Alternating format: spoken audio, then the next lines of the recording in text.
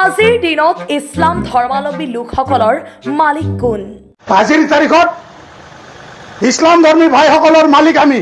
একটা তাবলা মাৰো আমি খান্না দিনে 10 কৰি মাৰলাম না তাবলা তামসা তাই তো মুছলমানৰ মালিক কোন? মুছলমানৰ মালিক আমি। অসম গণ পৰিষদ।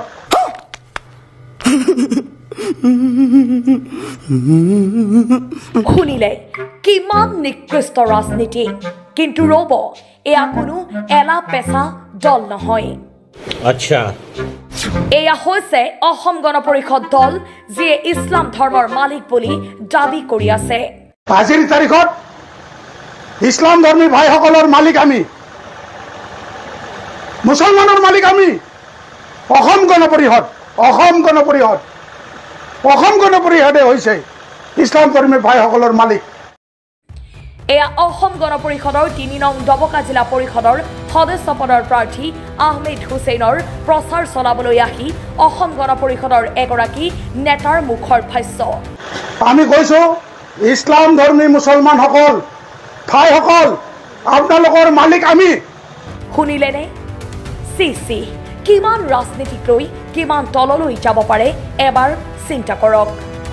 আজিৰ দিনত তলাচাবি গ'ল আৰু নাই, আমি বিচাৰি পোৱা নাই, কিন্তু মানিব লাগিব হুজুৰ এজন ভাল মানুহ আছিল। কিছুমান পালি নেতাই নষ্ট কৰিছে। তালাচাবি ক'ত থাকে এতিয়াও মই বিচাৰি পোৱা নাই। গোৱালপাৰাতো নাই, জলেশ্বৰতো নাই, ক'তো মই দেখাই নাই।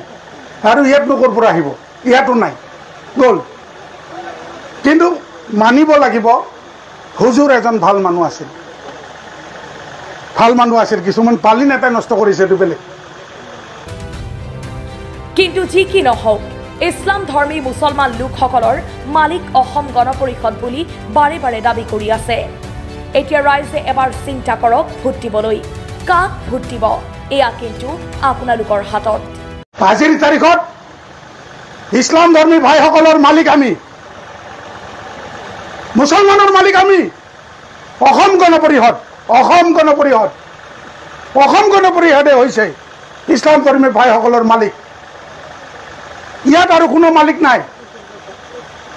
আপোনালোকক স্পষ্টকৈ কৈছো। আৰু যদি কোনোবা কংগ্ৰেছী মানুহ আছে, ইউডিএফৰ কথা মই নকওঁ, ইউডিএফটো গেলোগা। তালা চাবি অসম কোথায় আছে আমরাও বিচাৰি পাই না। তালা চাবি ক'ত থাকে এতিয়াও মই বিচাৰি পোৱা নাই। গোৱালপাৰাতো নাই, জলেশ্বৰতো নাই, ক'তো মই দেখাই নাই। আৰু ইয়াতনো ক'ৰ পৰা আহিব? ইয়াতো নাই, গ'ল। কিন্তু মানিব লাগিব হুজুৰ এজন ভাল মানুহ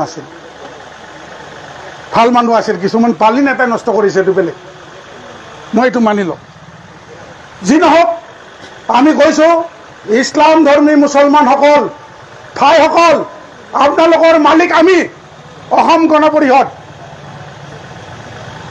কংগ্ৰেছী ভাইসকলক আপোনালোকে সুধিব আৰু মিটিঙত কৈ দিব, আজিয়ে গৈ আমি 2016 চনৰ পৰা বিজেপিৰ লগত চৰকাৰ কৰি আছো।